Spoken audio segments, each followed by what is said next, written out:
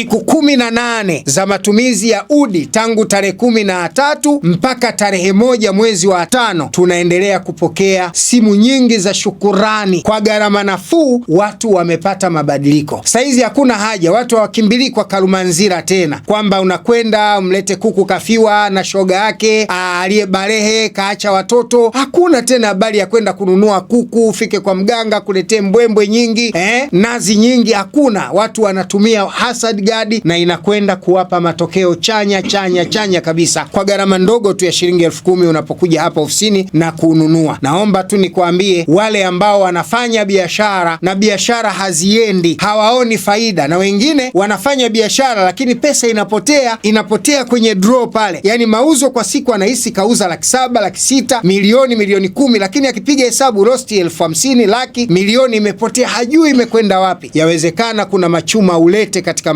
maisha yako, kuna majini madokozi yametumwa kwa ajili ya kuibia, hasa wafanya biashara wa masokoni.